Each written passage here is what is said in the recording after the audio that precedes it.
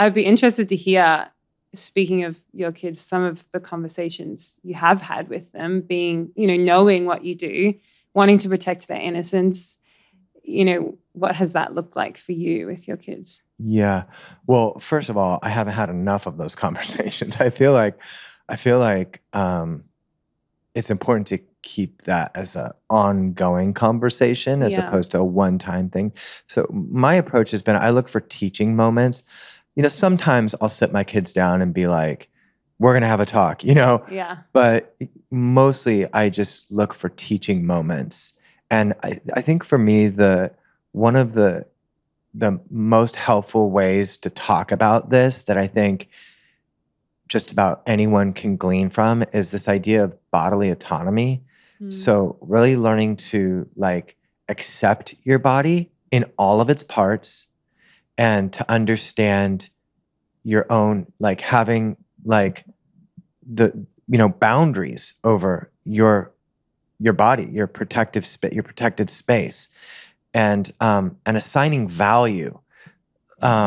It's not, don't expose or share these body parts because you'll be impure. It's your body has like value, like and so like really learning to create value for one's own body and to understand that by virtue of that there's an element of like respect and reverence and boundaries and things that go along with protecting that value.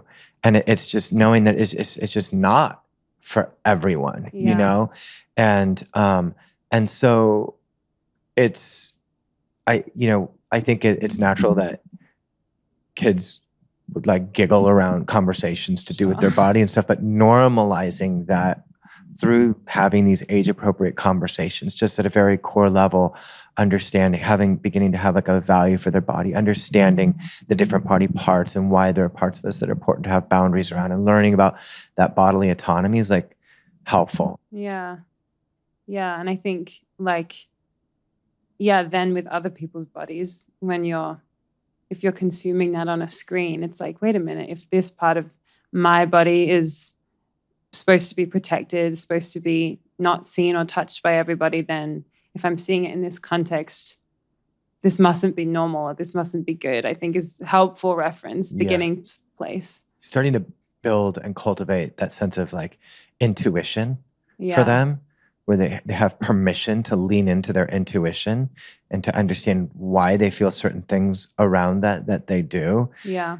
Also creating like a shame-free environment, an environment that like welcomes conversation. So enabling them to be able to speak up and ask questions and share things.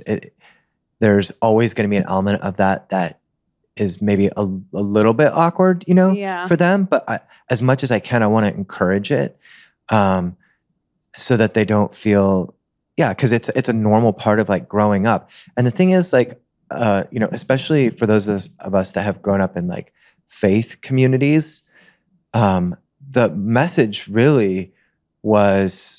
around gender and sexuality like virtually were like non-existent in terms of any kind of like healthy discourse.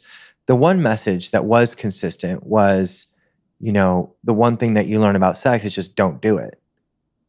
So it's not super helpful, especially as like you're growing into your body and there's, all kinds of different hormones and you're going, curiosities and all these things.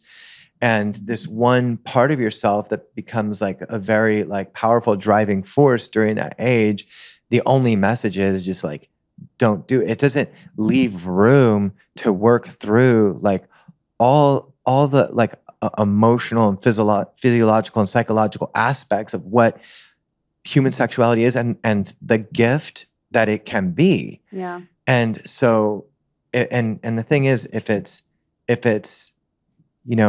not perceived as a gift that can be this thing, then it can be anything, Right. And so I think a lot of times people who have grown up like in purity culture will go from one extreme to the other, where it's like, okay, the only message is just don't do it. And then like a lot of people will just if that's the only message, that's not realistic. And they just go, completely the other way.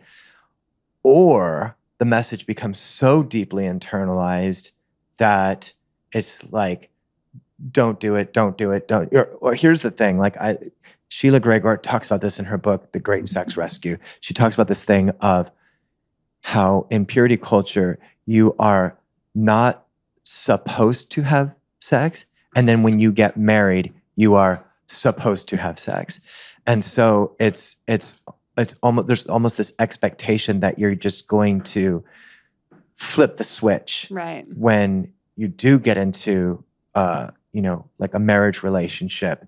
And oftentimes when purity culture has been so deeply internalized that becomes extremely inhibiting towards being able to open up and experience the gift of sexuality with your marriage partner. And then that has consequences. Yeah. So just coming full circle with your question, I think that it does go back to children and what messages are we sending them, either intentionally or unintentionally? Yeah. And what conversations are being had about the entirety of their body and about this gift of human sexuality. Yeah. And the freedom they have with you to bring something up as well. Because so often something won't be an issue until it is, If you haven't experienced something, you may not think about it in the same way. And then suddenly you're confronted with someone actually showed me porn today, or someone, overstepped a physical boundary. And in those moments, then having the freedom to come and say, hey, this is what I experienced, or this is what I felt when that happened. I'm confused by that. I think also having, I grew up in what I would call a purity culture and not talking about sex a lot. And I think, there could be a lot of shame around just even having a sex drive or experiencing sexuality in your day to day. And because of that, you don't want to talk about it. But actually, it's so good to talk about. It's so helpful to be able to ask questions, to be honest about how you feel, and to not feel shame around the fact that we were designed to be sexual. Totally. It's in our nature, it's in our humanity, and it's a beautiful, powerful, incredible thing. And to not have shame around asking questions, I think is something when I have kids that I want to be really intentional about, is just there's nothing off the table here. I want you to be able to share questions, thoughts, ideas about sexuality and about anything, and not feel like you're going to get met with a cold shoulder or punishment as a result of that. I like what you said about just building a framework for kids. So if they are exposed to something, at least there's some kind of framework. Right. I think the innate reaction to being exposed to graphic, hardcore sexual content as a child is instantly shame. And also a mixture of feelings, arousal and confusion and shame. Yeah. Of this deep awareness of I'm seeing something I should not be seeing. And so if you've had those conversations to normalize these aspects of our body and sexuality and all those things, at least you're providing your child some kind of framework to interpret what's happening, and then hopefully the freedom to come and process that with you. Yeah. Yeah, I think that's a really helpful piece to this. Definitely. And I mean, on the flip side of that, if it's not spoken about, porn will be the sex education that most kids have.